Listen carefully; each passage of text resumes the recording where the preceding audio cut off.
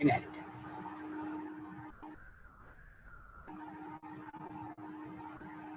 सी, हमने अपनी क्लास बना लिया माई फ्रेम, उसे एक्सटेंड करा लिया फ्रेम से, और अब हमने AWT पैकेज को ऊपर अच्छे से इंपोर्ट भी कर लिया है। ठीक ना, जैसे हम अपनी इस क्लास को एग्जीक्यूट कराते हैं, इस क्लास का मेन चलेगा। मेन चलते ही न्यू चलते ही, अभी कंस्ट्रक्टर नहीं चला बेटे, इतना हिस्सा चलते ही हमारी क्लास का ऑब्जेक्ट बोले तो फ्रेम क्लास का ऑब्जेक्ट, क्योंकि हमने फ्रेम को इनहेरिट कर लिया। मतलब जैसे ही न्यू चला, हमारी क्लास का ऑब्जेक्ट मेमोरी में आया, समझ लो एक फ्रेम फिजिकली मेमोरी में आ गया, क्योंकि फ्रेम क्लास का ऑब्जेक्ट भी बन गया। Got it? ठीक, बट ये अभी दिखा नहीं है, अभी ये विजिबल नहीं है। अब फिर हमने अपनी क्लास का कंस्ट्रक्टर चलाया, हमारी क्लास का कंस्ट्रक्टर चला, ऑब्जेक्ट बनते ही फिजिकली एक फ्रेम मेमोरी में आ गया था। फिर उसी का रेफरेंस आप जानते हैं कंस्ट्रक्टर में जाएगा दिस में, और साथ साथ एक स्ट्रिंग भी जाएगी FF, यानी कि फर्स्ट फ्रेम, वो इस S में कैच होगी। अब यहां से हमने लगाया सुपर। सुपर क्या करेगा? पेरेंट क्लास के कंस्ट्रक्टर को कॉल करेगा, और हमारी पेरेंट क्लास कौन सी है इस समय? हमारी पेरेंट क्लास है इस समय फ्रेम, यानी कि ये फ्रेम क्लास के एक ऐसे कंस्ट्रक्टर को कॉल करेगा जिसमें स्ट्रिंग टाइप का ऑब्जेक्ट एज ए आर्गुमेंट जाता है। और जैसे ही सुपर से पेरेंट क्लास का ऑब्जेक्ट क्रिएट होगा, ये जो हमने न्यू से अभी ताजा ताजा फ्रेम मेमोरी में लाए थे, ये उस फ्रेम का टाइटल सेट कर देगा। ये उस फ्रेम का टाइटल, यानी कि न्यू चला, उससे मेमोरी के अंदर एक फ्रेम आ गया। और अगर मैं कुछ इसको एक थोड़े से डायग्राम से समझाऊं बेटे, तो कुछ ऐसा हम कर सकते हैं। सी, हमने लिखा न्यू, और उसके बाद हमारी क्लास का ऑब्जेक्ट माई FRAME फ्रेम, और इसके अंदर बेटे हमने टाइप किया था FF। ठीक, अब जैसे ये स्टेटमेंट चलता है, इतना हिस्सा चलने से एक फ्रेम एज ए एक विंडो एक फिजिकली मेमोरी में आ गई है। ठीक है, ऐसे एक फ्रेम आ गया, क्योंकि हमारी क्लास का एक ऑब्जेक्ट आ गया, हमारी क्लास का ऑब्जेक्ट बोले तो फ्रेम क्लास का ऑब्जेक्ट, ऐसे मेमोरी में एक फ्रेम आ गया। फिर यहां से चला हमारी क्लास का कंस्ट्रक्टर, कंस्ट्रक्टर के अंदर से चला सुपर, और सुपर किसको चलाएगा? वो चलाएगा पेरेंट क्लास के कंस्ट्रक्टर को। यहां से चला फ्रेम क्लास का कंस्ट्रक्टर, कौन सा वाला? ऐसा कंस्ट्रक्टर जिसमें स्ट्रिंग टाइप का आर्गुमेंट जाता है, फ्रेम स्ट्रिंग ऐसा वाला कंस्ट्रक्टर। ठीक है बेटा, ये यहां से ऐसे चल पड़ा।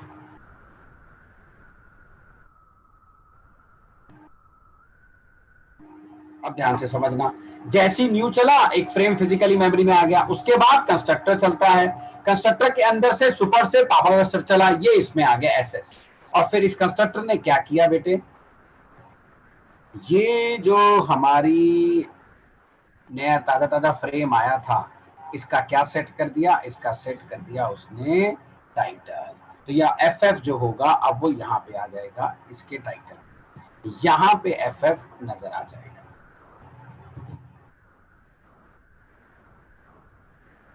इसका टाइटल सेट हो जाएगा। सुपर तक की कहानी समझाई है, ऐसे कहानी है। तो जैसे न्यू चलता है, हमारी क्लास का एक ऑब्जेक्ट बनता है, हमारी क्लास का ऑब्जेक्ट बनते ही एक फ्रेम फिजिकली मेमोरी में आ जाता है। फिर हमने अपनी क्लास का कंस्ट्रक्टर चलाया, हमारी क्लास के कंस्ट्रक्टर के अंदर से पेरेंट क्लास का कंस्ट्रक्टर चला, हमने उसे एक स्ट्रिंग दे दी, और उसने उस स्ट्रिंग को हमारे फ्रेम का एज ए टाइटल सेट कर दिया, जो न्यू से क्रिएट हो चुका था। ऐसे कहानी हुई। अब थोड़ा सा आगे बढ़ते हैं।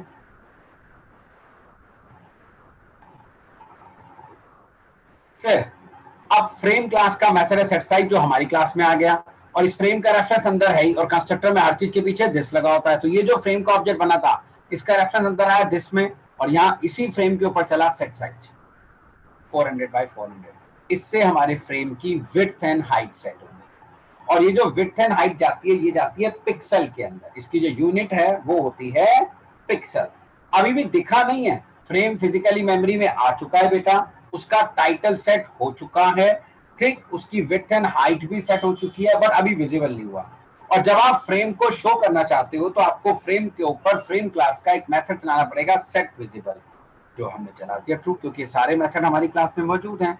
तो वो सारे काम जो हम फ्रेम क्लास के ऑब्जेक्ट से कर सकते थे, हम अपनी खुद की क्लास के ऑब्जेक्ट से कर सकते हैं। और इस तरीके से एक फ्रेम मेमोरी में आ गया। और ये फ्रेम आपके विंडोज के बिल्कुल 0 0 कोऑर्डिनेट पे आएगा। अभी मैं बना के तो दिखाऊंगा ही। आप चाहो तो डेस्कटॉप पे इसे अपनी पसंदीदा लोकेशन पे भी आसानी से शो कर सकते हैं, कोई दिक्कत वाली बात नहीं है। But by default it goes to a 0 0 coordinate. वो बाय डिफॉल्ट 0 0 कोऑर्डिनेट पे जाता है, याद रखना। ठीक है, फिर ऐसे ही मैं न्यू फ्रेम करूंगा तो फिर से एक नया ऑब्जेक्ट बनेगा, फिर से कंस्ट्रक्टर चलेगा, उसमें सेकंड फ्रेम आ जाएगा और अब की बार ये सारे मेथड उस नए वाले पे चल जाएंगे, एक और फ्रेम आ जाएगा एंड सो ऑन। अब देखो हम लोग क्या करते हैं, अक्सर जीयूआई बनाने का सारा कोड हम कंस्ट्रक्टर में लिखना पसंद करते हैं। उसके पीछे रीजन ये है कि कंस्ट्रक्टर किसी भी ऑब्जेक्ट की लाइफ साइकिल में सिर्फ एक ही बार चलता है। सोचो अगर मैं ये कंस्ट्रक्टर हटा दूं, कोई दिक्कत नहीं, तो यहां पर लिख सकता हूं माई frame F1 knew my frame, फिर F1 पे set size set visible true कर सकता हूं, सेट टाइटल भी दे सकता हूं। लेकिन फिर मुझे क्या करना पड़ेगा, जब मैं F2 बनाता हूं तो उसके ऊपर भी सेट साइज दोबारा कॉल करना पड़ेगा, फिर दोबारा से सेट साइज करना पड़ेगा, सेट टाइटल करना पड़ेगा, सेट विजिबल ट्रू। मतलब ये कमांड मुझे बार बार लिखनी पड़ेंगी। जबकि आप कंस्ट्रक्टर में एक बार लिख दो, जिस ऑब्जेक्ट से कंस्ट्रक्टर चलेगा उसी के ऊपर ये कमांड चल जाएंगी, तो ये हमें बार बार रिपीट करने की जरूरत नहीं पड़ती है। इसीलिए constructor is the best place for creating a what frame और अ विंडो।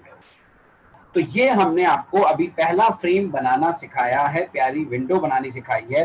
तो first class full flash window आ जाएगी 0 0 कोऑर्डिनेट पे, टाइटल भी होगा, minimise bar, maximise button, closing button, तीनों बटन भी होंगे, बढ़िया, जो अभी हम बनाने वाले हैं। तो ये हमने क्रिएट किया अपना फ्रेम, और you can say window via inheritance frame class को इनहेरिट कर। इसे जल्दी से नोट डाउन करो। फिर हम क्रिएट करते हैं फ्रेम वाया एसोसिएशन।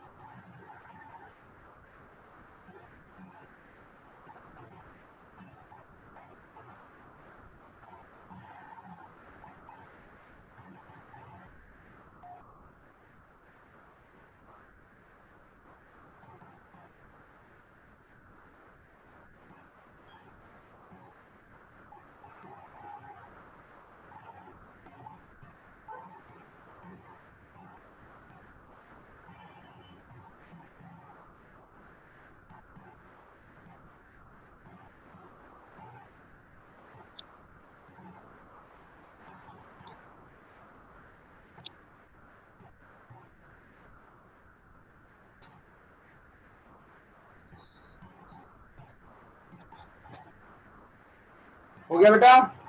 सर एक बार प्लीज फिर से बता दो, एफ कैसे सेट हो जाएगा इसके ऊपर?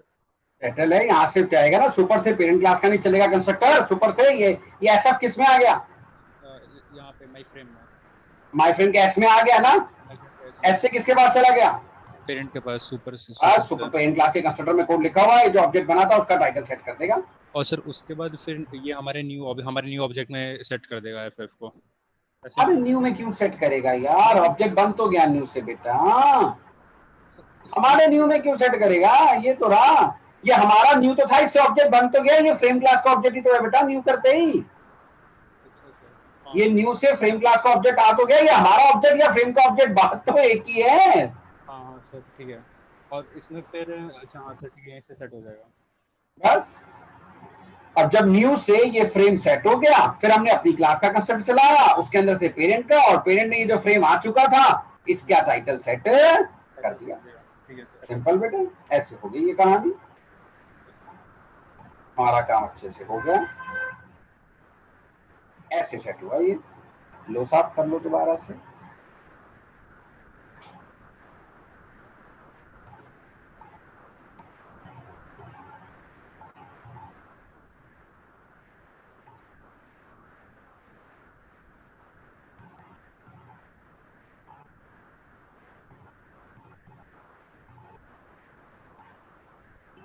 हो गया, कॉपी हो गया।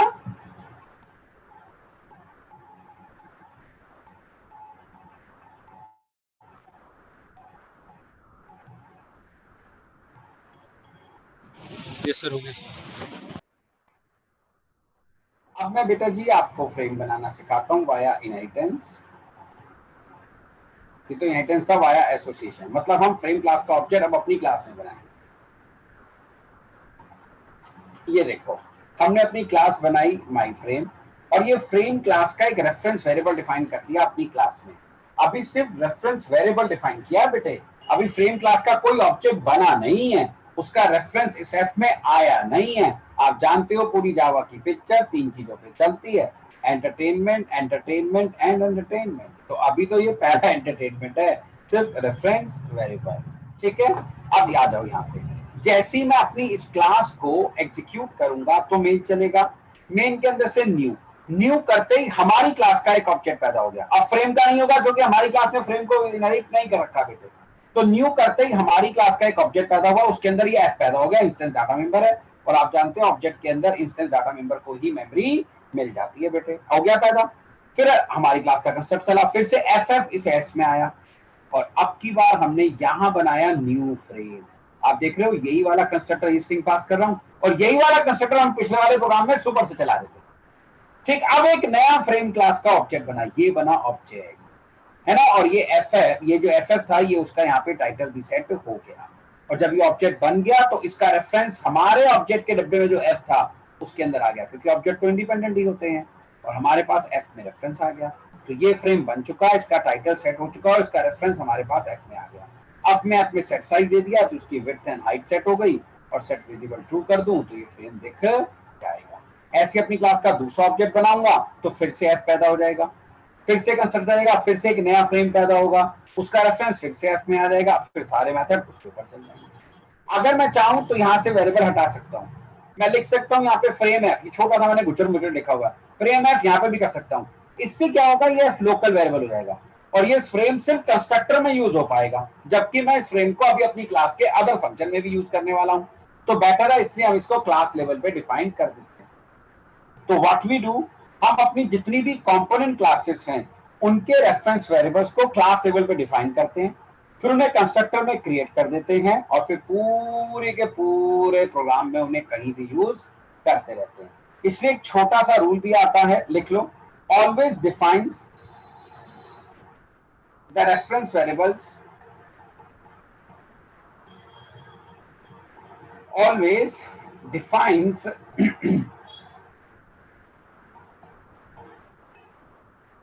the reference variable of a component classes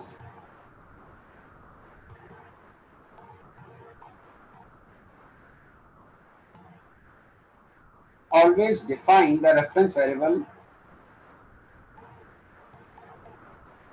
of a component classes at class level.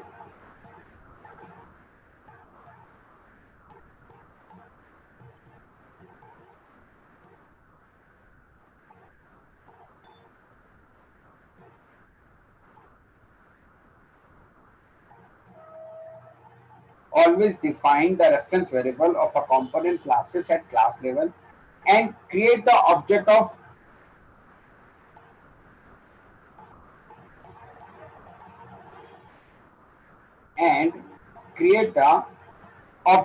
their corresponding classes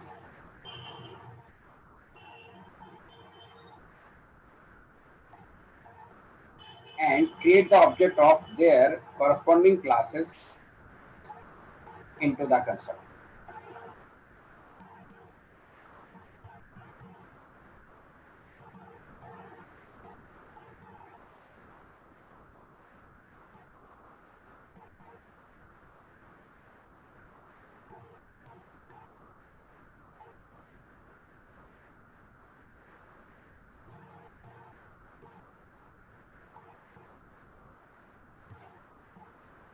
ठीक, तो चाहे तो आप अपना फ्रेम बना सकते हैं इनहेरिटेंस को यूज करके, चाहे तो आप अपनी क्लास के अंदर फ्रेम क्लास का ऑब्जेक्ट भी बना सकते हैं। तो आप इसे कहते हैं हम हैजर रिलेशनशिप। तो वाया इनहेरिटेंस भी बना सकते हैं, और वाया एसोसिएशन भी आप इसे क्रिएट कर सकते हैं। कोई प्रॉब्लम वाली बात नहीं है। हो गया कॉपी, कर दूं इसे क्लोज? नहीं सर, एक मिनट।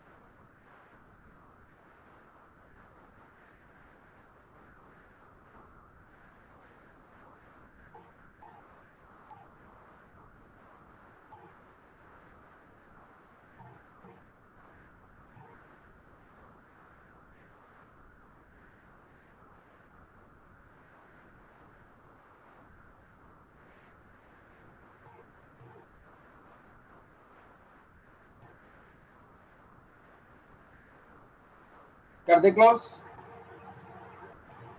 Yes sir.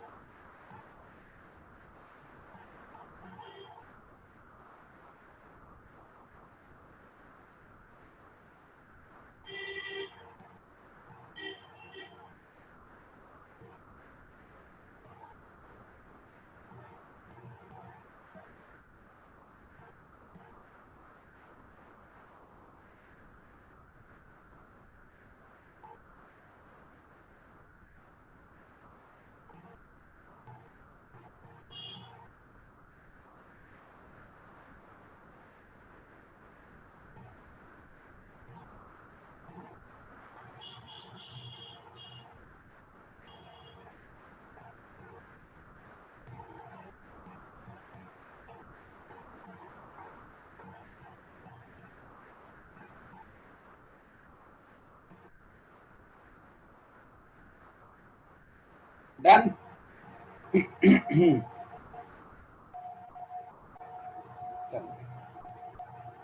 अब मैं आपको इस फ्रेम के ऊपर, इस विंडो के ऊपर कंपोनेंट पेस्ट करना सिखाऊंगा। ठीक, जब हम किसी भी कंपोनेंट को विंडो के ऊपर या फ्रेम के ऊपर पेस्ट करते हैं तो हमें फ्रेम को या विंडो को उस कंपोनेंट के बारे में 4 कोऑर्डिनेट बताना जरूरी होता है। जैसे मान लेते हैं ये हमारा एक फ्रेम है बेटा, ठीक है, और इसके ऊपर मुझे एक बटन लगाना है। तो सबसे पहले मुझे इस कंटेनर को, जब भी हम किसी भी कंपोनेंट को किसी भी कंटेनर पे पेस्ट करेंगे तो हमें उस कंपोनेंट के बारे में 4 कोऑर्डिनेट अपने कंटेनर को बताने पड़ेंगे। कोई भी कंटेनर हो, चाहे वो फ्रेम से बने, एप्लेट से बने, कोई भी हो, चाहे डायलॉग बॉक्स हो, कुछ भी हो। सबसे पहले आता है एक्स कोऑर्डिनेट,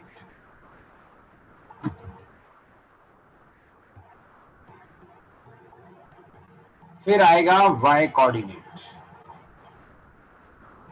ठीक, that is called x coordinate.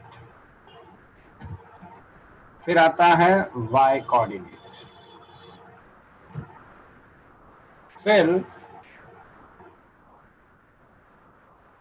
हमारे कंपोनेंट की विड्थ, फिर हमारे कंपोनेंट की हाइट, लाइक दिस। तो ऐसे हमारा बटन बन जाएगा। ये कहलाएगी कंपोनेंट की विड्थ और ये कहलाएगी कंपोनेंट की हाइट। और यहाँ पे हम एक बटन बना देंगे जिसका कैप्शन भी हम दे देंगे, यानी कि टाइटल जिसे हम कह सकते हैं। ओके, तो जब तक आप कंटेनर को कंपोनेंट के बारे में ये 4 कोऑर्डिनेट नहीं बताते बेटे, तो कंटेनर को कैसे पता लगेगा कि वो अपने ऊपर इस पर्टिकुलर कंपोनेंट को कहाँ पेस्ट करेगा। तो हमें ये 4 कोऑर्डिनेट बताने ही पड़ते हैं कंटेनर को उसके ऊपर किसी भी कंपोनेंट को पेस्ट करवाने के लिए। Got it? अब ये जो 4 कोऑर्डिनेट है इसे बताने के 2 तरीके होते हैं। पहला तरीका है कि ये कोऑर्डिनेट आप दे दीजिए, फिर तो कोई बात ही नहीं, कंटेनर आपकी पसंदीदा लोकेशन पे जाके इन कंपोनेंट को पेस्ट कर देगा। You can give these coordinates to the container. एक ये होता है कि आप अपने कंपोनेंट को सिर्फ फ्रेम के ऊपर ऐड कर दो, then coordinates will be decided by the frame. फिर कोऑर्डिनेट अपने हिसाब कंटेनर डिसाइड करेगा, अपने आप वो अपनी पसंदीदा लोकेशन पे इसे पेस्ट करेगा। ईदर यू डिसाइड और it is decided by the container.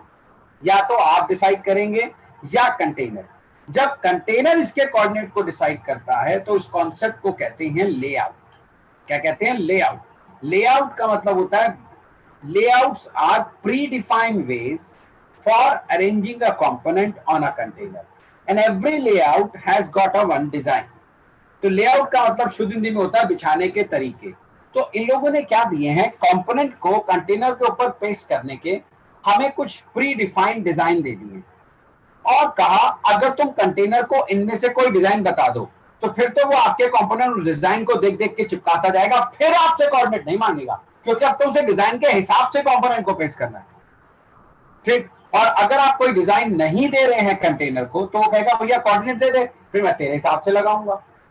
ठीक। तो या तो आप प्री डिफाइंड डिजाइन दे दीजिए उसे। जैसे अगर हम कहते हैं कि आप किसी टेलर के पास अपने सूट को स्टिच करवाने जाते हैं, आप किसी टेलर के पास अपने सूट को स्टिच करवाने गए, उसने आपको एक कैटलॉग दे दिया, कहा सर इसमें कोई भी डिजाइन देख लीजिए, बने बनाए डिजाइन थे, आपको एक चूज कर लिया, उसने वही डिजाइन आपके सूट पे बना दिया। अब वो आपसे नहीं पूछेगा कपड़ा कहां से काटना है, वो डिजाइन देखता जाएगा, उसके हिसाब से कपड़ा काटता चला जाएगा।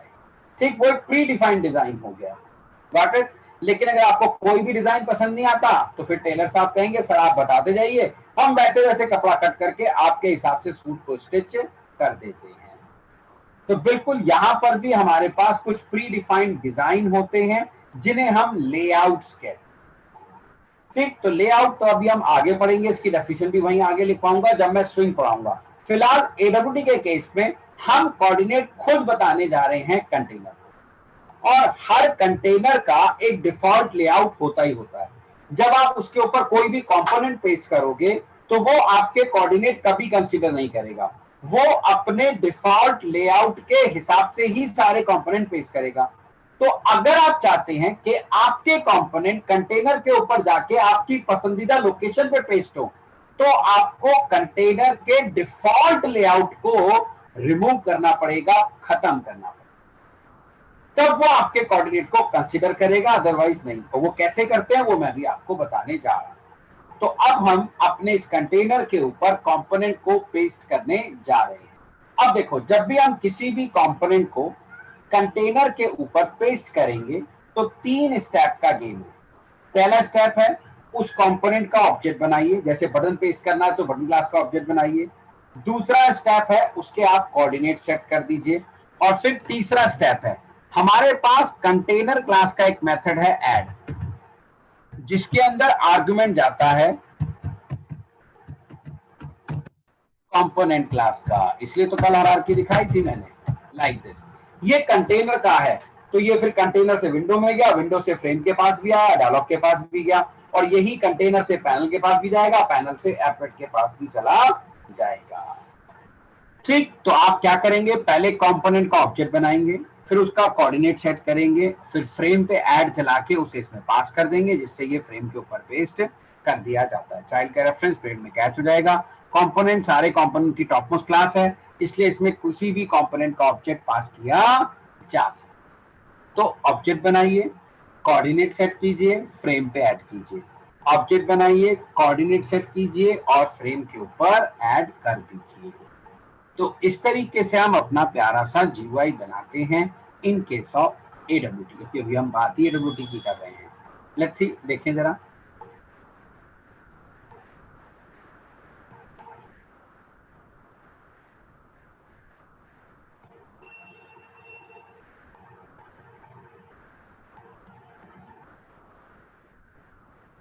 सी, ये हमारी क्लास माई फ्रेम हो गई। ये फ्रेम का एक वेरिएबल डिफाइन कर दिया, एक टेक्स्ट फील्ड ले लिया, एक बटन ले लिया। जैसे 2 कंपोनेंट लगाते हैं ऐसे ही 100 लगा लो। नाउ हम जैसे अपनी क्लास का ऑब्जेक्ट बनाएंगे, न्यू हमारी क्लास का ऑब्जेक्ट बनेगा और ये फ्रेम चल जाएगा माई फ्रेम। ठीक, अब ये सारे न्यू करते हैं, ऑब्जेक्ट बन गए, सारे वेरिएबल पैदा हो गए। फिर हमारी क्लास का कंस्ट्रक्टर चला, सबसे पहले ये फ्रेम क्रिएट किया, फ्रेम के अंदर ये टाइटल पास कर दिया, फिर बनाया टेक्स्ट फील्ड, एक टेक्स्ट फील्ड बन गया, उसका रेफरेंस टीएफ में आ गया। अब हम इसके कोऑर्डिनेट सेट करेंगे। तो इसके लिए कंपोनेंट क्लास का मेथड है। कंपोनेंट है तो बटन, लेबल, शेबल, चेकबॉक्स, वेक्टर, रेडियो बटन सबको मिलेगा। तो फिर टेक्स्ट फील्ड के ऊपर हमने मेथड चलाया कंपोनेंट क्लास का सेट बाउंड्स। ये एक्स कोऑर्डिनेट, ये वाई कोऑर्डिनेट, ये कंपोनेंट की विड्थ और ये कंपोनेंट की हाइट, और फिर इसे फ्रेम पे ऐड कर दिया। कहा था ना मैंने 3 स्टेप का गेम है। पहले कंपोनेंट का ऑब्जेक्ट बनाइए, उसके बाद उसके कोऑर्डिनेट सेट कीजिए और उसे फ्रेम पे ऐड। तो पहला कंपोनेंट ऐड हो गया। अब जब हम दूसरा कंपोनेंट ऐड करते हैं तो इसकी एक ट्रिक बताता हूं, क्योंकि अक्सर आप कोऑर्डिनेट खराब कर देंगे तो वो ओवरलैप हो जाते हैं, एक के ऊपर एक कोऑर्डिनेट कंपोनेंट आने शुरू होते हैं। हमेशा कोशिश करो एक्स कोऑर्डिनेट सबका सेम रखो, जिससे वो सारे कंपोनेंट एक सीध में आ जाए। बस वाई को बढ़ाते चलो, बाकी विड्थ एंड हाइट से कोई फर्क नहीं पड़ता। लेकिन आप वाई को जब इंक्रीज करते हैं तो एक छोटी सी मिस्टेक कर देते हैं। आपने देखा ये 40 है, अगला वाला 60-70 पे लगा देता हूं, लेकिन भूल जाते हैं कंपोनेंट की विड्थ भी तो थी, कंपोनेंट की हाइट भी तो 30 है। तो 40 और 30 70 तो ऑलरेडी रिजर्व्ड है। और ये पिक्सल जो है ना, इसका जो साइज है वो सुई की नोक से भी छोटा होता है। तो 30-40 पिक्सल का गैप तो कंसीडर भी नहीं होता। दिल खोल के यूज करो, पैसे नहीं लग रहे हैं। तो कम से कम अगला 100 पे जाना चाहिए, और ऐसा ही हमने किया। ये देखो, अब हमने बटन क्लास का ऑब्जेक्ट बनाया, उसके अंदर दे दी स्ट्रिंग ओके। तो बटन का एक कैप्शन हो जाएगा जो उसके ऊपर दिखेगा, जिसे हम टेक्निकली कैप्शन कहते हैं। बटन क्लास का ऑब्जेक्ट तैयार, उसके कोऑर्डिनेट 40 यानी कि एक्स कोऑर्डिनेट, 100 यानी कि ऊपर से 100, ये वेक्टर है, इसे भी ऐड कर दिया। अब मैंने आपसे कहा था जब तक आप कंटेनर का डिफॉल्ट लेआउट खत्म नहीं करोगे वो आपके कोऑर्डिनेट्स को बिल्कुल भी कंसीडर नहीं करता है। इसीलिए हमारे पास फिर से कंटेनर क्लास का मेथड है, तो वो सारे कंटेनर को मिलेगा। हमने फ्रेम पे चला दिया सेट लेआउट और इसमें दे दिया नल, और ये क्या करेगा, हमारे फ्रेम के इस समय डिफॉल्ट लेआउट को खत्म कर देगा। फिर वही set size, set visible true, और बढ़िया सा आपका एक जीयूआई नजर आ जाएगा। तो इस तरीके से हम अपने, अब क्या, जैसे मैंने 2 पेज किए, आप 200 कंपोनेंट पेज कर लो। बस कोऑर्डिनेट का ध्यान रखना होगा, वरना ओवरलैपिंग हो जाती है। अभी हम इसे प्रैक्टिकल करने वाले हैं। पहले आप जल्दी से इसे नोट डाउन कर लीजिए, फिर हम चलते हैं।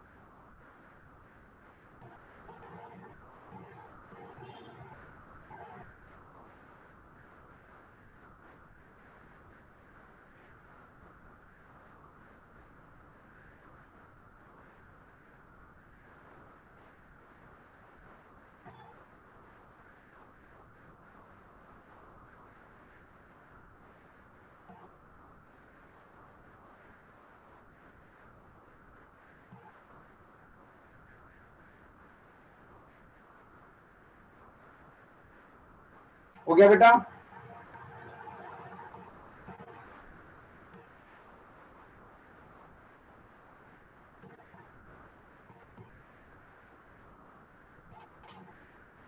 कर दो क्लोज।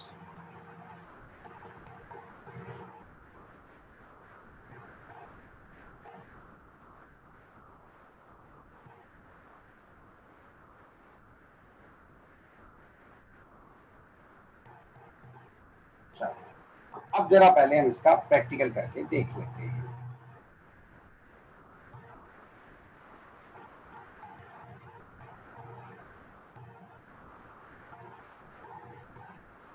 ये देखो, सबसे पहले हम वाया इनहेरिटेंस इसे बना रहे हैं। हमने अपनी एवरी पैकेज को ऊपर इंपोर्ट कर लिया। अब तो इंपोर्ट करना होगा क्योंकि इत्तेफाक से अब तक हम जितनी क्लास पढ़ रहे थे वो लैंग पैकेज में मिल जाती है, और लैंग पैकेज तो बाय डिफॉल्ट इंपोर्ट हो जाता है, आप अच्छे से जानते हैं। तो class demo frame 1 x tends frame, ये लीजिए आप, यहाँ से फ्रेम का टाइटल भी आएगा और उसकी विड्थ एंड हाइट भी आ जाएगी। ठीक है साहब, सुपर से टाइटल सेट कर दिया, ये विड्थ एंड हाइट दे दी, सेट इक्वल टू, और आप देख रहे हैं मैं दो फ्रेम बना रहा हूँ, एक 400 बाई 400 का, एक 200 बाई 200 का, दोनों 0 0 कोऑर्डिनेट पे पहुंच जाने चाहिए।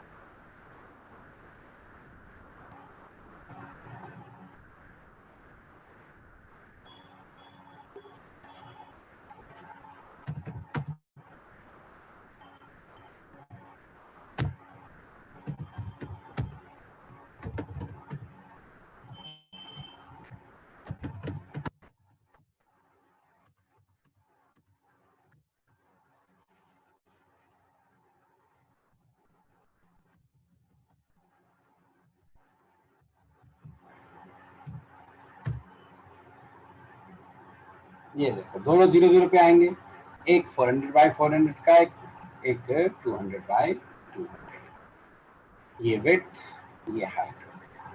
आप इसे मैक्सिमाइज कर सकते हैं, रिस्टोर कर सकते हैं, मिनिमाइज कर सकते हैं, वापस ला सकते हैं, कोई दिक्कत वाली बात नहीं। किंतु परंतु बट आप इसे क्लोज नहीं कर सकते। एक बार ये फ्रेम ओपन हो गया सो हो गया, अब आपको इसे क्लोज नहीं कर सकते, डायरेक्ट ये क्लोज नहीं होगा। ठीक, और अगर आप इसे क्लोज करना चाहते हैं तो आप अपने डॉस प्रॉम्प्ट पे क्लिक करेंगे, यहाँ कंट्रोल प्लस सी प्रेस करेंगे और ये बंद हो जाएगा। ठीक, कंट्रोल प्लस सी डॉस की एक कमांड होती है, डॉस के अंदर से चल रही किसी भी एप्लीकेशन को फोर्सली बंद करने के लिए। ठीक, अब ऐसा क्यों किया गया? बाय डिफॉल्ट फ्रेम का जो क्लोजिंग बटन है उसे डिसेबल करके हमें दिया जाता है। इसके पीछे सन माइक्रो सिस्टम कहता है कि भाई अगर मैंने इस क्लोजिंग बटन की भी प्री डिफाइंड फंक्शनलिटी दे दी तो इससे प्रोग्रामर को नुकसान होगा, क्योंकि अब प्रोग्रामर जब भी जीयूआई बेस्ड एप्लीकेशन जावा में बनाएंगे तो उन्हें विंडो तो बनानी पड़ेगी, और आप नोटिस करेंगे कि विंडो के क्लोजिंग बटन का जो टास्क होता है वो अक्सर वेरी करता है एप्लीकेशन टू एप्लीकेशन। जैसे आप नोटपैड को बंद करो, उसकी एक विंडो है, वो पूछेगा are you sure you want to save it, लेकिन आप कैलकुलेटर को बंद करो, उसमें भी विंडो है, उसमें नहीं पूछेगा। तो अगर इसका प्री डिफाइंड टास्क जावा दे देता तो फिर हमेशा उसके अकॉर्डिंग ही सारी टास्क परफॉर्म होती। कभी भी आप अपनी रिक्वायरमेंट के हिसाब से क्लोजिंग बटन पे टास्क परफॉर्म नहीं कर पाते।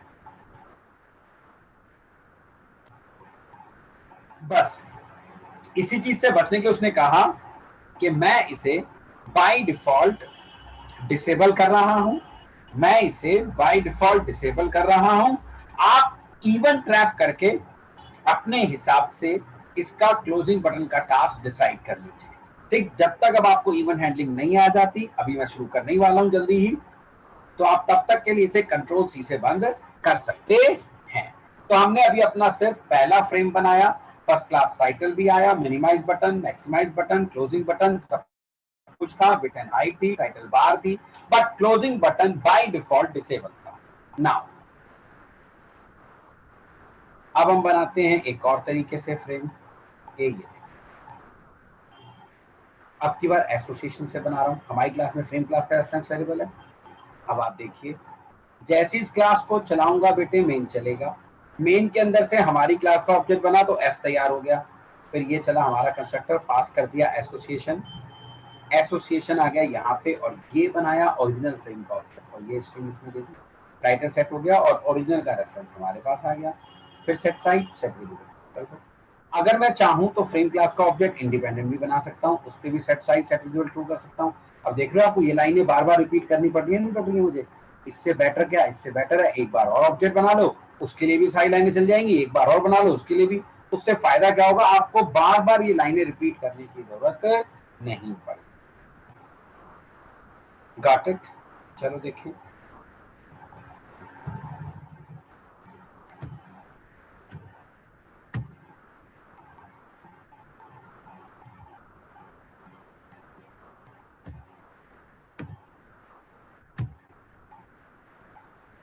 ये देखो दोनों आ गए अभी भी यहाँ पे, फर्स्ट क्लास इससे भी आ गए, एक एसोसिएशन, एक हमने दूसरा पास किया था। फिलहाल फिर से कंट्रोल सी कर देते हैं। अब मैं कंपोनेंट पेश करना सिखाता हूँ। एक फ्रेम वेरिएबल ले लिया बेटा, एक बटन का ले लिया, एक लेबल ले लिया, एक चेक एक टेक्स्ट फील्ड ले लिया। जैसे ही मैं इस क्लास को चलाऊंगा, आप जानते हैं ये बना ऑब्जेक्ट हमारी क्लास का, सारे वेरिएबल पैदा हो गए। फिर कंस्ट्रक्टर चलेगा, उसके अंदर टाइटल जाएगा फर्स्ट फ्रेम। ये फर्स्ट फ्रेम, यहाँ से हमारा फ्रेम क्लास का ऑब्जेक्ट तैयार हो गया, उसका टाइटल आ गया फर्स्ट फ्रेम और उसका रेफरेंस यहाँ पे आ गया। फिर बनाया एक लेबल, लेबल का कैप्शन दिया एंटर द नंबर। ये लेबल का set bound X coordinate, Y coordinate, width and height, और इसे फ्रेम पे ऐड कर दिया। अब मैं चाहता हूँ ये जो मेरा लेबल आया इसके ठीक सामने टेक्स्ट फील्ड आना चाहिए। तो आपको नहीं लगता इस समय मुझे वाई सेम रख देना चाहिए और एक्स बढ़ा देना चाहिए? अब थोड़ा सा कोऑर्डिनेट के दिमाग को लगाना पड़ेगा आपको। तो टेक्स्ट फील्ड का ऑब्जेक्ट बनाया, टेक्स्ट फील्ड पे सेट बाउंड किया, आप देख रहे हैं उसकी जो एक्स कोऑर्डिनेट कितना दे रहा हूँ 150, आगे बढ़ा के दे रहा हूँ, जबकि उसका जो वाई कोऑर्डिनेट है वो सेम रख रहा हूँ दोनों का, विड्थ एंड हाइट जो मर्चा दे दे। तो ये ठीक इस लेबल के सामने टेक्स्ट फील्ड आ गया, इसे भी ऐड कर दिया। फिर एक बटन बना लिया, उसका भी ऑब्जेक्ट, उस पर भी सेट बाउंड कोऑर्डिनेट सेट कर दिए, ऐड कर दिया। फिर आप देख रहे हैं set layout is equal to null. ठीक, उसके डिफॉल्ट, अगर मैं इसको नहीं यूज करता तो ये अपना कोऑर्डिनेट सिस्टम अपना डिफॉल्ट लेआउट यूज करेगा, फिर ये मेरे कोऑर्डिनेट को कंसीडर नहीं करेगा। फिर सेट साइज और सेट विजिबल ट्रू।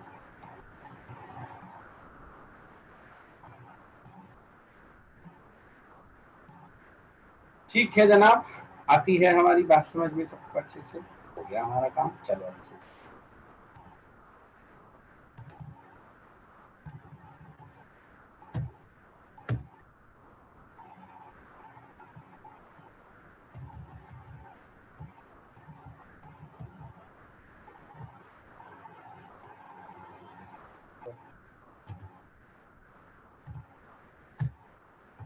ये देखो छोटा सा GUI क्या आ गया, ये लेबल है, उसके सामने टेक्स्ट फील्ड, ये इसमें कुछ टाइप कर सकते हैं हम, ये बटन, अब इस पे क्लिक करो, बस इस पे क्लिक करके तो कोई टास्क परफॉर्म करनी है। दैट इज फॉर इवेंट को ट्रैप करना सिखाना, that is for event handling जी।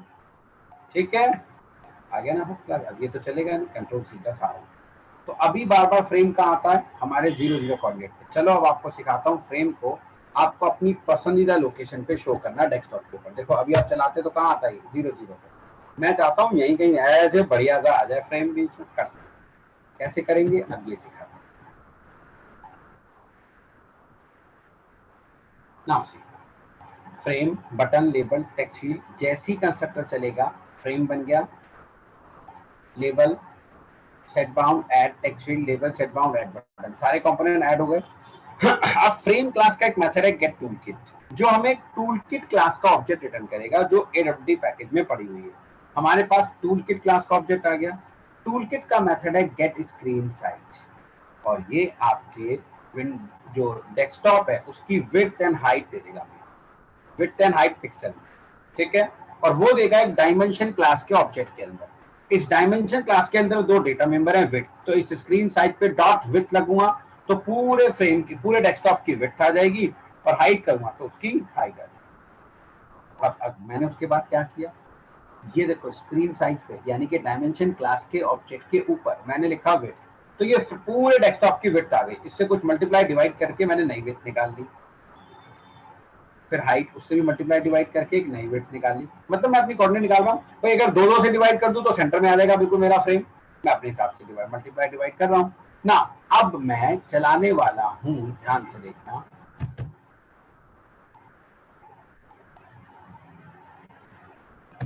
अपने फ्रेम के ऊपर सेट बाउंड चला रहा हूँ।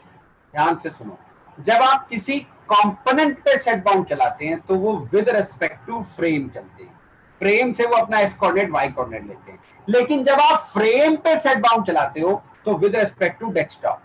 तो हमने फ्रेम पे सेट बाउंड चलाया तो विड्थ डिवाइड बाय 8, यानी कि ये एक्स कोऑर्डिनेट हो गया, ये वाई कोऑर्डिनेट हो गया, ये हमारे फ्रेम की विड्थ एंड हाइट होगी। आप अपने हिसाब से कैलकुलेट कर लेना, जहां भी जैसे भी दिखाना है, ठीक है। ओरिजिनल विड्थ एंड हाइट हमने दे दिया और इसे हमने चला दिया। और ये बढ़िया नजर आ जाएगा। सेट लेआउट नल कर दिया, सेट विजिबल टू।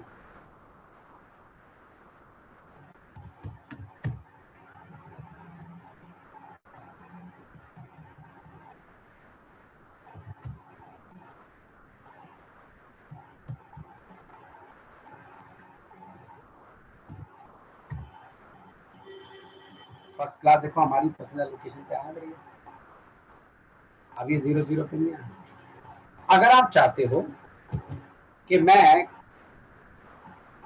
डेस्कटॉप के विड्थ एंड हाइट ना यूज करो, मत करो। किसने कहा? हटा दो, कमेंट बना दो, ये चला दो, आप खुद अपनी पसंद दे दो विड्थ एंड हाइट, अब उस हिसाब से आ जाएगा। लेकिन इससे एक नुकसान है, जब जब आपके डेस्कटॉप की विड्थ एंड हाइट छोटी होगी, ये तो हमेशा इसी साइज को कंसीडर करेगा। ज्यादा बड़ी होगी ये तब भी इसी का दिखाएगा।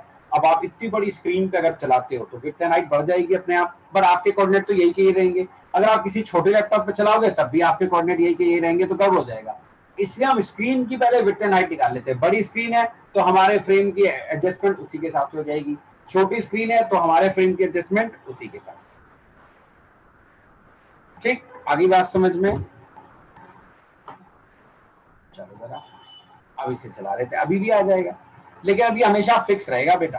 अब ये अपने आप को एडजस्ट नहीं करेगा, किसके हिसाब से? आपकी स्क्रीन की विड्थ एंड हाइट के साथ। अभी भी आ गया मेरा ये। अब ये हमेशा ऐसे ही आएगा, चाहे अब आपकी स्क्रीन कितनी बड़ी हो जाए कितनी छोटी हो जाए, इससे कोई फर्क नहीं। Got it? तो बेटर है पहले स्क्रीन की विड्थ एंड हाइट आप रिट्रीव कर ली। ठीक है, अब देखो इसमें एक चीज और दिखाता हूँ। अगर मैं सेट लेआउट नल ना करूं तो अब ये मेरे कोऑर्डिनेट कंसीडर नहीं करेगा। अब ये अपने डिफॉल्ट लेआउट के हिसाब से, अपने डिफॉल्ट डिजाइन के हिसाब से करोगे।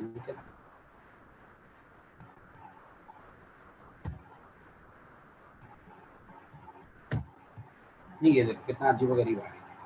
पूरे फ्रेम पे तो आ गया बटन, दिख रहा है, और बटन के ऊपर आ गए दोनों, तो कैसा अजीबोगरीब लेआउट सा।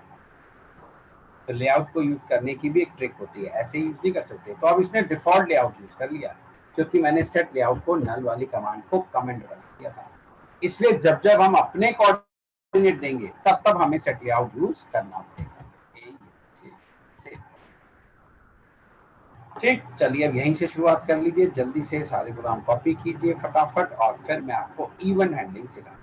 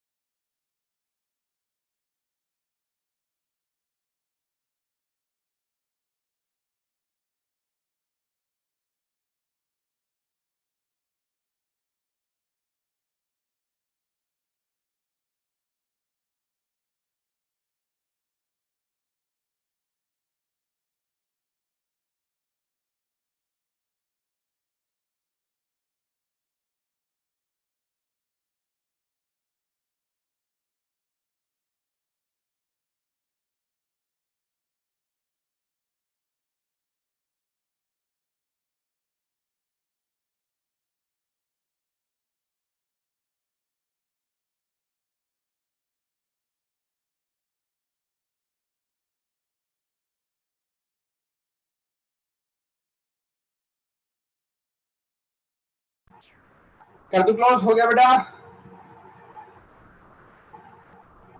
हो गया सर।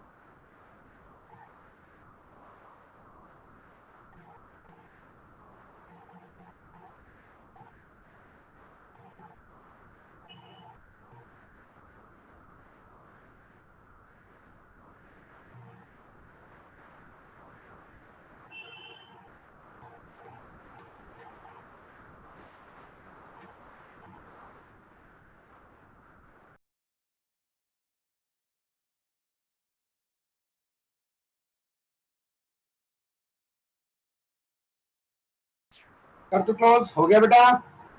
हो गया सर।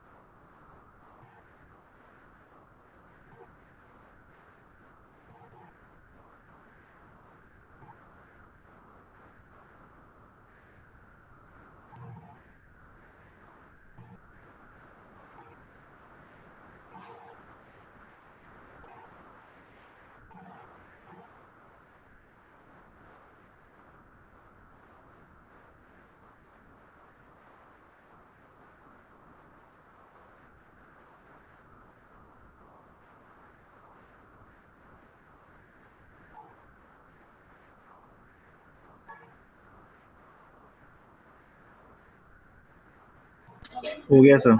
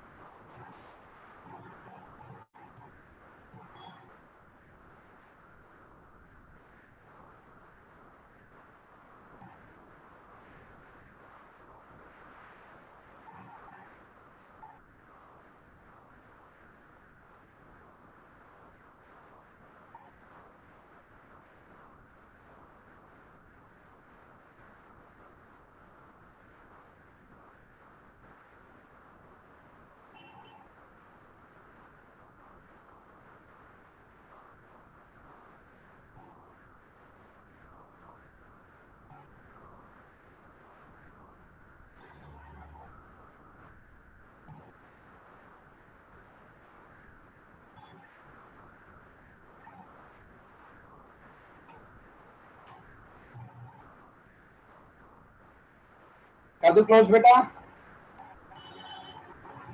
Yes sir. चलो अब हम डिस्कस करेंगे सबसे important part AWT Swing and Java FX का, that is called event handling. हमें GUI बनाना तो आ गया, लेकिन उससे पहले हम आपसे चाहेंगे अब आप इसके ऊपर भी हमारा एक असाइनमेंट बनाएं। ये देखिए कैलकुलेटर खुल गया साहब, आपको ये कैलकुलेटर हमें डिजाइन करके दिखाना। डिजाइन आपको ये मेन्यू नहीं बनाने, क्योंकि मैंने अभी बनाने नहीं दिखाए हैं। एक टेक्स्ट फील्ड चाहिए और ये सारे बटन चाहिए, और सारे बटन का साइज सेम। जैसे ये अलग इससे बड़ा ले दिया, नहीं मुझे नहीं चाहिए, मुझे ये सेम साइज का चाहिए। ठीक है, नीचे वाला भले इतना हिस्सा खाली हो जाए, इतने हिस्से में इक्वल आ जाए, सारे सेम साइज के चाहिए। और ये कैलकुलेटर आपको डिजाइन करके लेके, बट एक छोटी सी शर्त है, इस कैलकुलेटर को डिजाइन करने के लिए आप 15 लाइन से ज्यादा नहीं लें। अगर 15 लाइन से ज्यादा लोगे तो मैं उसे रिजेक्ट। मैक्सिमम 15 लाइंस के अंदर ये कैलकुलेटर डिजाइन करना है सिर्फ अभी। फिर ये देखो 8 पे क्लिक मारूं तो यहाँ 8 आता है ना, 9 पे क्लिक मारूं, ये that is what event handling, जो मैं आपको समझाने जा रहा हूँ कि बटन के किसी भी कंपोनेंट के क्लिक पे अगर कोई टास्क परफॉर्म करनी हो तो हम कैसे करते। ठीक, वो अभी हम सीख रहे हैं। अभी आपको सिर्फ डिजाइन करना है, मैक्सिमम 15 लाइन में। और मैं लाइन में फंक्शन का नाम काउंट नहीं करूंगा, opening braces closing braces count नहीं करूंगा। जो एक्चुअली आप लॉजिक लिखोगे, लूप लगाओगे, हाँ वो लाइनें मैं काउंट। ठीक, अधिकतर वो लाइनें जो सेमी कॉलन से टर्मिनेट होगी वो मैं लाइन ऐसे काउंट करने वाला।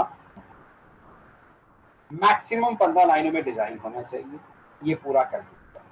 अब आपको मैं कुछ टीच पहले पढ़ा के आया हूं पिछले टॉपिक में, जिससे आप अपने कोड को ऑप्टिमाइज कर सकते थे। उस टॉपिक की एक कैरेक्टरिस्टिक्स थी कि ये आपके कोड को ऑप्टिमाइज करता है, जो मैं पढ़ा चुका हूं। इशारा दे दिया है, समझदार को इशारा काफी है। बस उस टॉपिक को यूज करके अगर कैलकुलेटर डिजाइन करोगे तो 15 से क्या, इससे भी कम में डिजाइन कर पाओगे। बाकी अब आपने देखना है कैसे डिजाइन करना है। ठीक है,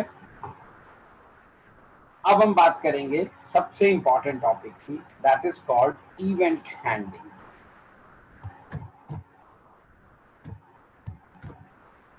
इवेंट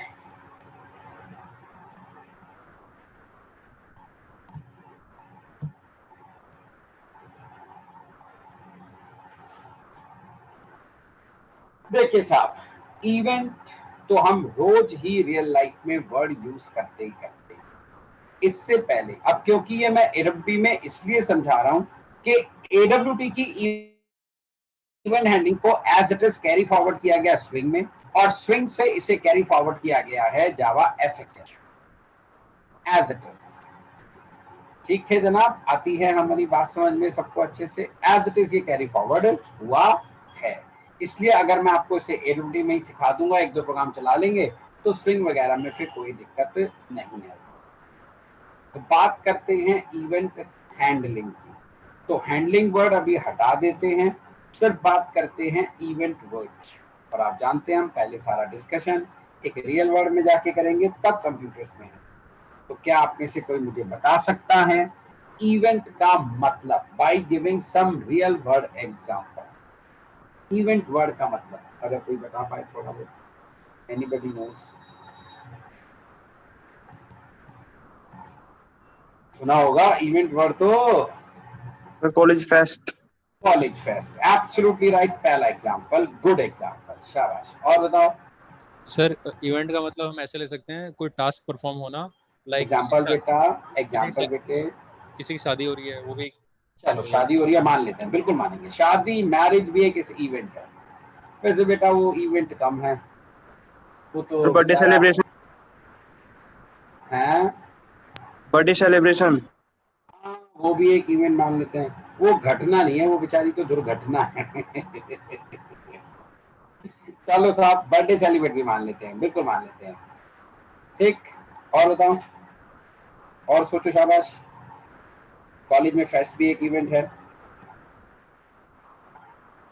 अवार्ड फंक्शंस बेटा अवार्ड फंक्शंस अवार्ड फंक्शन बिल्कुल मान लेते हैं। फिल्म फेयर अवार्ड आता है, वो भी एक इवेंट हो सकता है। कोई कॉन्सर्ट हो सकता है, म्यूजिक, वो भी एक इवेंट हो सकता है। ठीक, इवेंट का मतलब है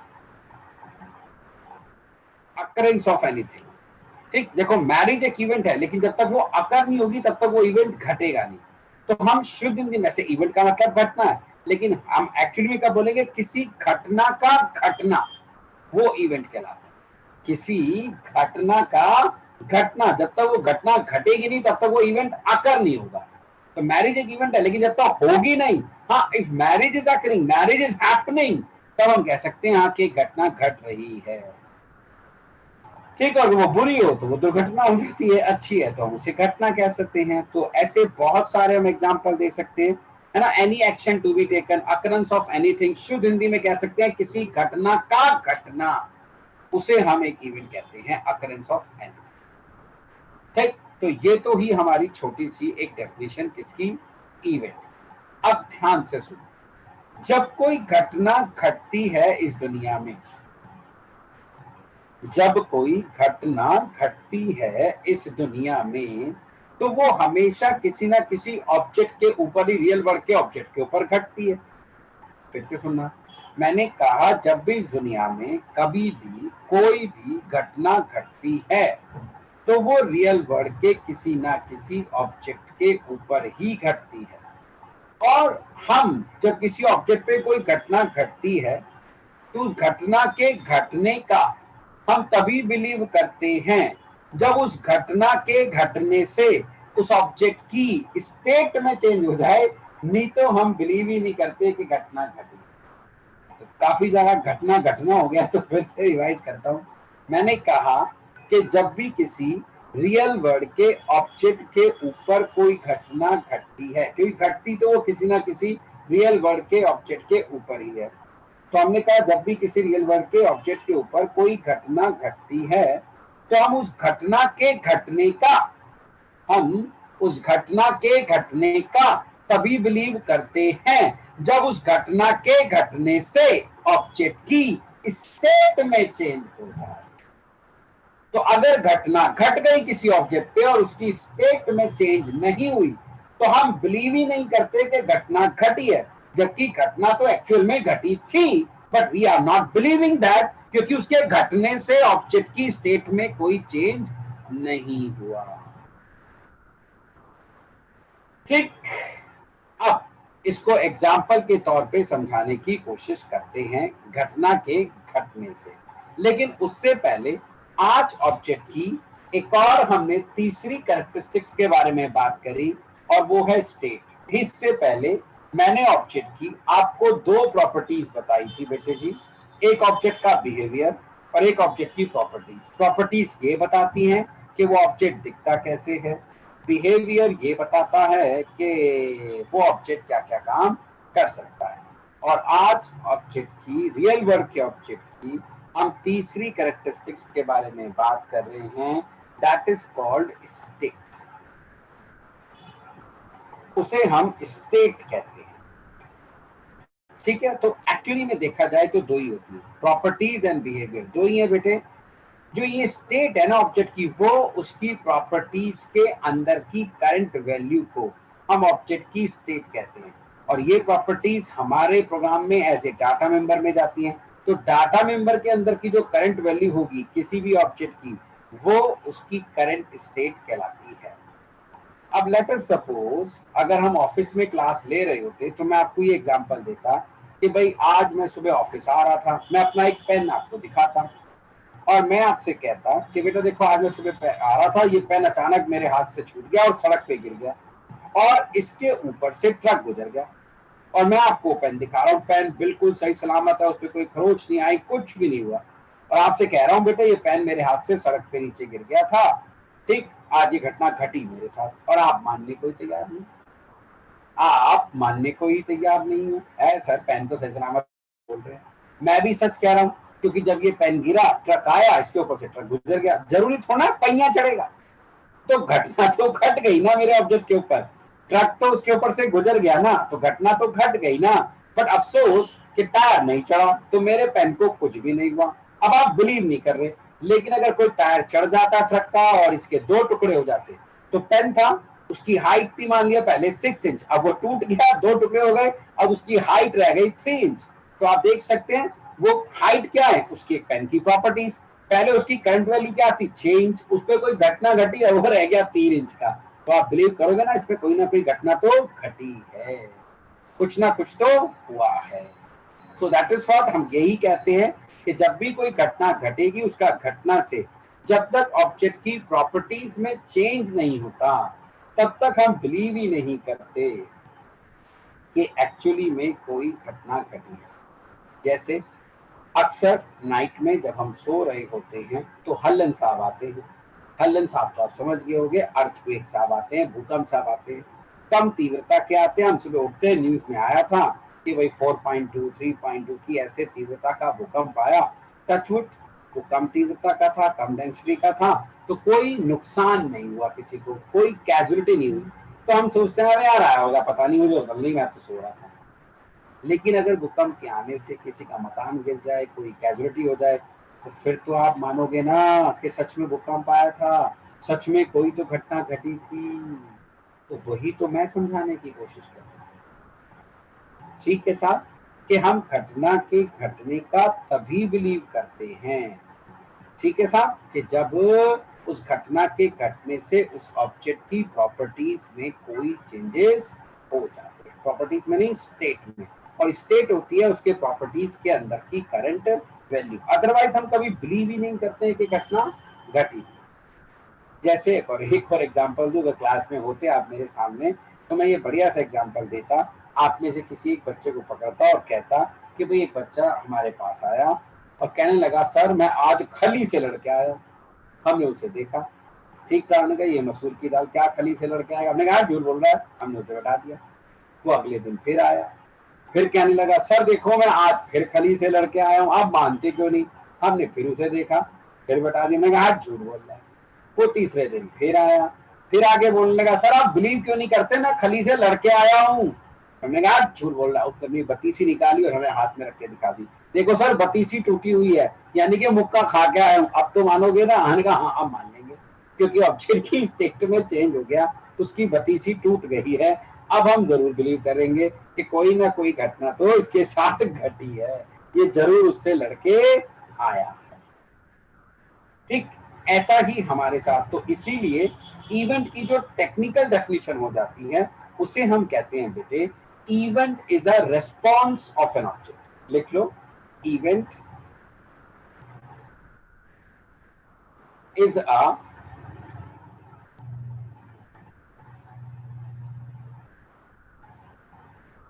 event is a response of an object.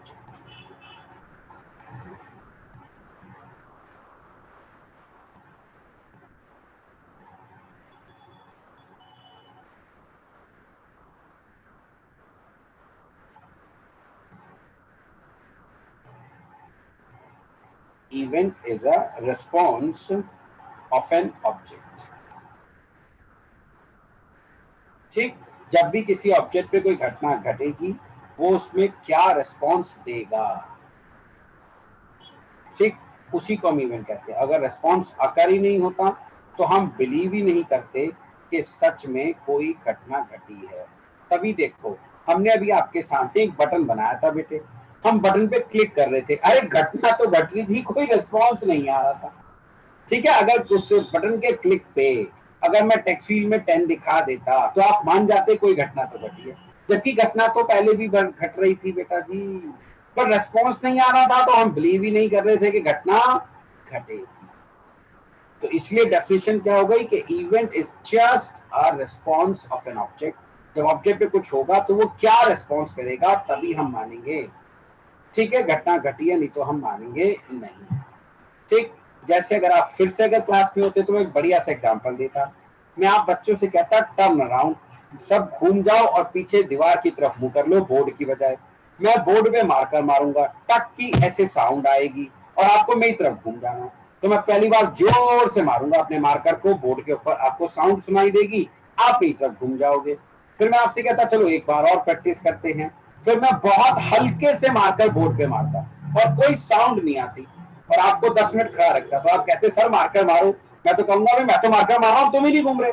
इसका मतलब इवेंट तो हो रहा है पर रेस्पॉन्स नहीं आ रहा ऑब्जेक्ट की तरफ से, साउंड नहीं हो रही क्योंकि मैं बहुत धीरे मार रहा हूं। और जब साउंड आ रही थी तो आप फौरन बिलीव कर रहे थे कि घटना घट रही है। ठीक, बस इसलिए तो इस कॉन्सेप्ट को क्या कहते हैं, इवेंट हैंडलिंग या इवेंट ट्रैपिंग। क्योंकि बेटे जब हम किसी के लिए सॉफ्टवेयर बनाएंगे तो उसके ऊपर इन मेरे कंपोनेंट को यूज कौन करेगा, वो एंड यूजर। बटन पे क्लिक कौन मारेगा, एंड यूजर। हमें तो उसके क्लिक पर किसी टास्क को परफॉर्म करना है, हमें तो रेस्पॉन्स को जनरेट करना है। जैसे अभी आपने देखा माइक्रोसॉफ्ट ने हमें कैलकुलेटर बना के दिया, तो 1 2 3 पे मैं क्लिक कर रहा हूं, माइक्रोसॉफ्ट थोड़ा कर रहा है, और मेरे क्लिक को माइक्रोसॉफ्ट ट्रैप करके उसके क्लिक के ऊपर टेक्स्ट फील्ड में कोई वैल्यू शो कर रहा है। यानी कि इवेंट ट्रैप कौन कर रहा है, माइक्रोसॉफ्ट। अकर कौन कर रहा है, मैं। तो याद रखना, हम इवेंट अकर नहीं करेंगे, हम इवेंट को ट्रैप करेंगे, हम इवेंट को हैंडल करेंगे। सो आई होप अब आपको मेरी इवेंट की डेफिनेशन अच्छे से क्लियर हो गई होगी कि event is a response of an object. अब इस इवेंट को ट्रैप करने के लिए, इस इवेंट को हैंडल करने के लिए जेडीके 1.2 में हमें एक नया मॉडल दिया गया जिसे हम कहते हैं डेलीगेट इवेंट मॉडल। और उसी डेलीगेट इवेंट मॉडल को यूज करके हम आज भी इवेंट को ट्रैप करते हैं अच्छे से। ठीक, डेलीगेट इवेंट मॉडल हम इसे बोलते हैं, जो हमें जेडीके 1.2 में दिया गया है। तो अब मैं आपको समझाऊंगा ये डेलीगेट इवेंट मॉडल कैसे काम करता है और इसको यूज करके हम कैसे इवेंट को ट्रैप कर सकते हैं। ठीक, चलो फिलहाल टाइम हो गया है, तो यहां से कल कहानी शुरू करेंगे। प्लीज कल कोई भी क्लास मिस मत करना किसी भी हालत में, नहीं तो अगर इवन हैंडलिंग निकल गई तो आने वाले सारे टॉपिक तुम्हारे बर्बाद हो जाएंगे। इसके बाद चाहे मैं थ्रेडिंग पढ़ाऊं, आईओ पढ़ाऊं, नेटवर्किंग पढ़ाऊं, जितने भी हम टॉपिक पढ़े सब में हमने अब जीयूआई बेस्ड आपसे एप्लीकेशन बनवानी है, और इवेंट अगर आपने नहीं पढ़ा तो बेकार है। चलिए, तो कल मिलते हैं आपसे इवेंट हैंडलिंग के साथ। Okay, sir. Thank you. Okay बेटा।